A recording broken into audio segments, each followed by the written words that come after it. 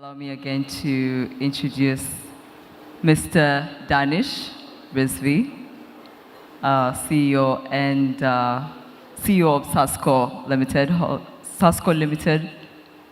Sasco Holdings Limited, pardon me. And he'll be sharing with us his success story of how he started as an investment banker, his challenges along the way, how he overcame the challenges, and how he's managed to be able to run a multi-billion-dollar corporation currently. You're very welcome, Mr. Danish. Thank you very much to have me over here. So it's an honor to be here and to be speaking about it. Never been interviewed before like this. I normally do the keynote speeches, but yeah, sure, it's great. Thank you. Mr. Danish, tell us more about yourself. So I have been in the industry since last 23 years now. When I say industry, it's basically the world of business because I have very diversified exposure. I've been into different industries, and that's why it kind of gives me a 360 degrees exposure. I have been into shipping industry, logistics. I've been in investment banking, commercial banking, risk management, venture capital, private equity, asset management. So there's a lot. I have been also teaching and a trainer as well. I've been a visiting lecturer for some universities back home in Pakistan. And I have also been a very big advocate, and I support a lot of humanitarian initiatives around the world. I started my career when I was 19, before even I started off my bachelor's degree. And since then, it's a long ride. But right now, I'm the Chief Operating Officer for Sasco Holdings. It's a multi-billion-dollar organization. It's a conglomerate and investment company, and we invest around the world. This is basically also kind of in tune with my own way of looking at things in terms of diversifications.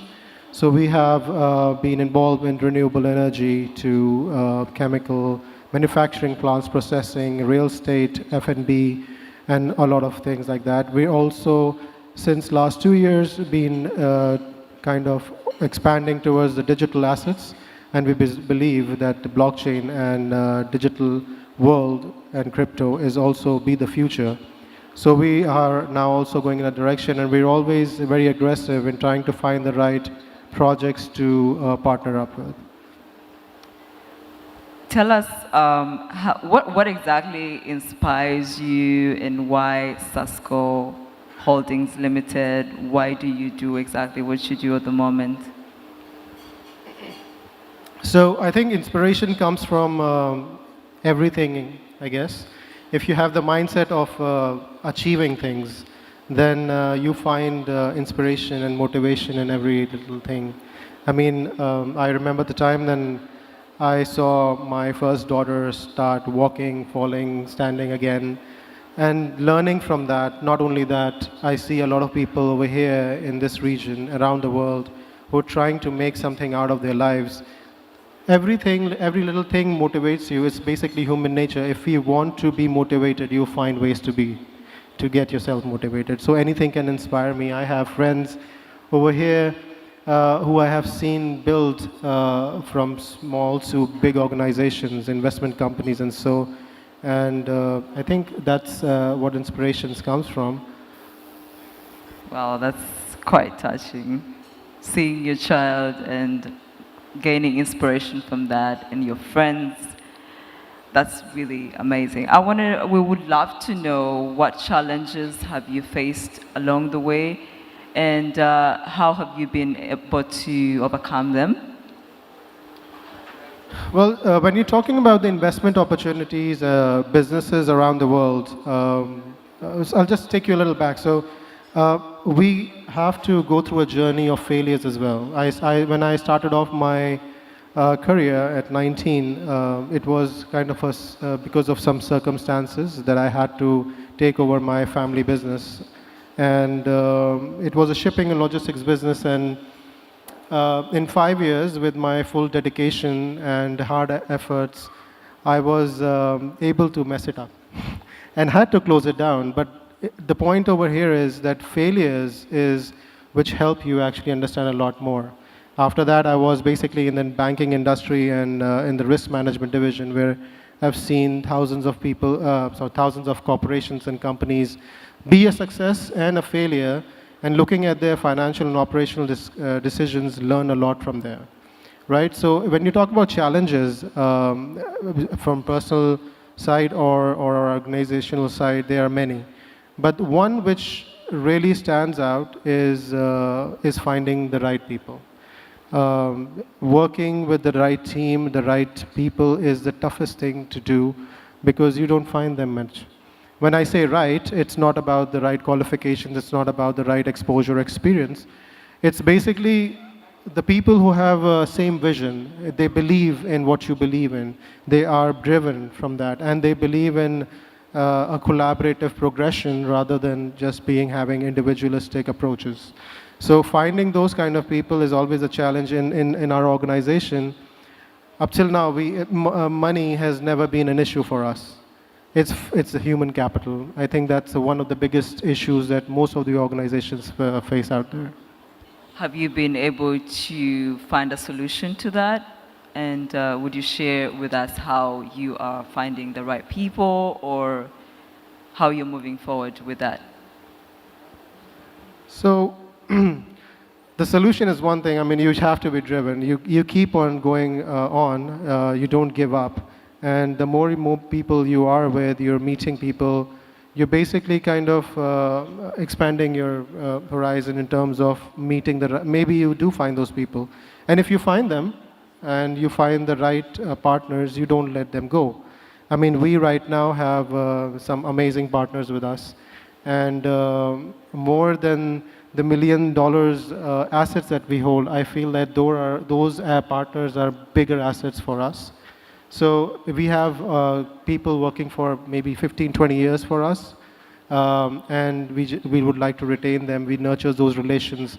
And this is not about employees, it's about whoever works with us. It could be service providers, it could be lawyers, and anyone who's basically a partner to us in terms of businesses. So we keep on going on, and there will be disappointments. There will be, as I said, as you said, challenges. So yeah, we will have those challenges because again, everybody has different expectations, and we kind of learn from all the experience that we have in life. I'm luckily had a few mentors in my life. One of the mentors is, I believe, is one of our chairmen, who's here in the audience as well. And one thing I've learned from him, I'm not sure if I've told that to him ever, but one thing I've learned is, because I do actually take a lot of stress when I'm faced with challenges. He's the one who's helps me to be holding on to the composure and take it easy. Because things will happen, and things will happen for a reason. You'll find something or the other, but you have to be calm, and you keep on moving forward in the direction with the dedication, and it's okay. One thing goes, the other one comes in. It takes sometimes 3 to 4 months, and basically you have nothing on your table, but then again, you just keep on going on. So I guess it's just your motivation and your drive. Just don't give up on that. Well, I know that as an entrepreneur, investor, you face a lot of rejection, yeah? And many of us do. I mean, you talk to a sponsor or talk to an investor, and they're like, no, we don't want to invest right now. How do you deal with no's and rejection? I don't get any. You don't get no, any? I do. Obviously, we all do. The rejections are part of the business. I mean, the whole thing is that we need to understand, and that's what I would like to know all the time. If there is a rejection or there's no, there's always a reason behind it. And I'm a little intrigued in understanding those reasons, not necessarily to get that and convert it into acceptance, but rather than actually learning from it and moving forward. So yeah, I mean, we try to negotiate, and if we are getting too many of rejections, then I'm not good at my job too, right? So how have you managed to stay consistent on your journey? I believe that it's not just me. I don't think anybody is consistent in their journey. Inconsistency is part of our lives. We'll have our highs and we'll have our lows. The best analogy I give to most of the people on that topic is that I'm sure some people must be doing some stock trading and forex trading or crypto trading as well. So you'll have your wins and you'll have your losses. The most important thing is your number of wins have to be much more than your losses. And that's how you remain consistent. And the same formula applies in your life as well. What is your why? Why do you do what you do in business and personally? So, for sure, I think money drives a lot of things. So, making money for not only for myself or the organization and our investors and shareholders, it's actually also kind of giving back to the society. We have amazing stories within our organizations as well, where we are doing a lot of charity and initiatives around the world, irrespective of geography. We are, and that's what we want to do. We believe that if we are here, and I am here, and our team and our people, and all of us actually over here are privileged. And that privilege is most of, I guess, luck and the way that we got our progression in our careers. But there's millions of people out there who did not get that chance.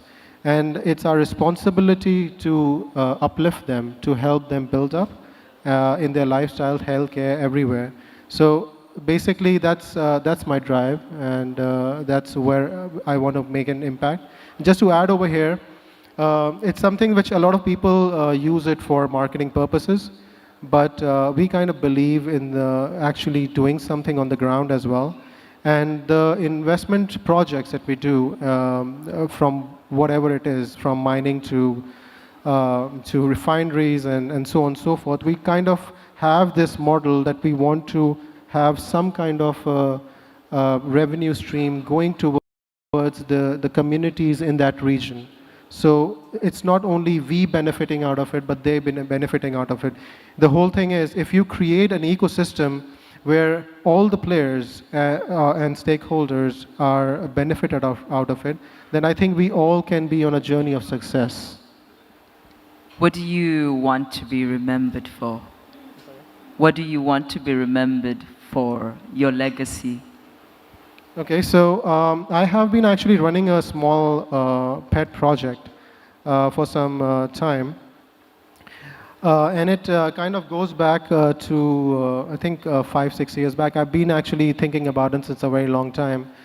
All the parts of the world where we come from, actually, the cultures that we actually come from developing to developed countries, people who are under the poverty line or at the poverty line, the biggest issue that they face is, their choices.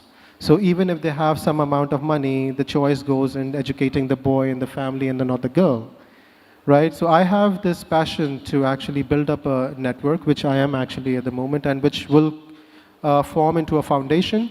And our purpose over there is that we educate girls from those underprivileged communities and build them up from secondary, primary, secondary, and then higher educations, and make engineers, doctors, data scientists, and developers, and so on and so forth in their fields.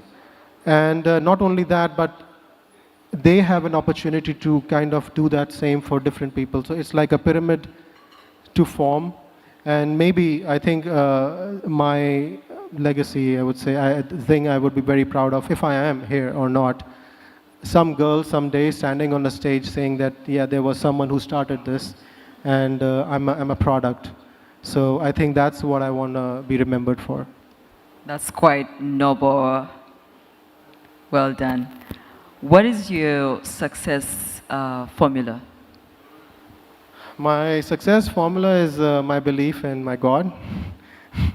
Very generic, but no, I think it's I feel like my duty is to never give up, and his duty is to never let me down.